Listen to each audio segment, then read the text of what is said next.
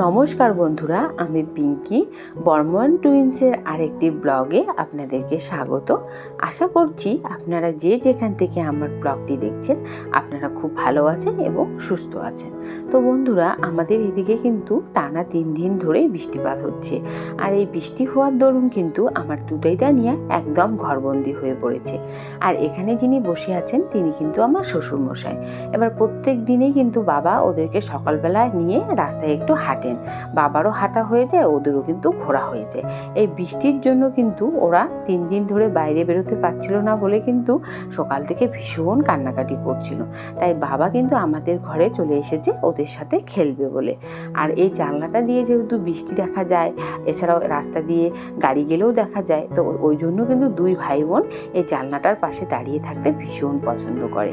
তো যাই হোক, ওরা এখন জানলার পাশে দাঁড়িয়ে ঠাকুরদাদার সাথে খেলতে থাকুক, আর আমি এইদিকে ওদের কিন্তু সকালের খাওয়া রেডি করে নিব। আর জানেন তো বন্ধুরা, এই টানা বৃষ্টিপাতের জন্য দুটো বাচ্চার কম জামা কাপড় বলুন একটাও কিন্তু শুকোচ্ছে না। তাই আমি যেদিকে পারছি কাপড় কিন্তু ছড়িয়ে ছিটিয়ে রেখেছি একটু শুকোনোর জন্য। তো যাই হোক, এদিকে আমি সকালের খাবারের জন্য 1 কাপের মতো কাউ মিল্ক নিয়ে নিয়েছি। এটা জাল দিয়ে কিন্তু আমি ঠান্ডা করে নিয়েছি, মানে হালকা ঠান্ডা। তারপরে আমি তাল মিশ্রি মিশিয়ে দিলাম। তারপর আমি এর মধ্যে কিন্তু এক এক করে মাখনার গুঁড়ো, মুড়ির গুঁড়ো আর চিড়ের গুঁড়ো, 3টে গুঁড়ো কিন্তু খুব ভালোভাবে মিক্সড করে নেব।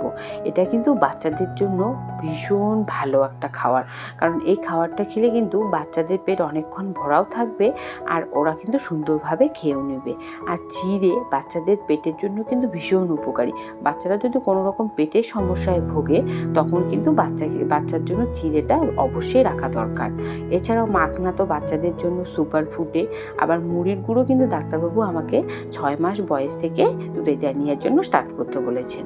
আর আপনারা যখন মুড়ি কিনবেন না, তখন খুব ভালোভাবে চেনা জানা দোকান থেকে কিনবেন, আর বারবার বলে নেবেন যে বাড়ির ভাজা মুড়ি কিনা। আমাদের কিন্তু খুব বিশ্বস্ত একজন দাদার কাছ থেকে আমরা কিনি, উনি কিন্তু বাড়ির ভাজা মুড়ি আমাদেরকে দেন। হয়তো দামটা একটু বেশি নেন, অনেক সময় বাজারে কেনা মুড়ি তেমন একটা কিন্তু ভালো হয় না।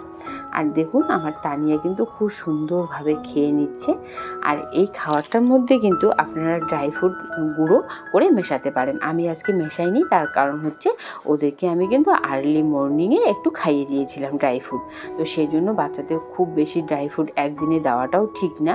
এই দেখুন, আর আমার তানিয়া সোনা জানেন না তো, এখন আমার হাতে কিছুতেই জল খেতে চায় না।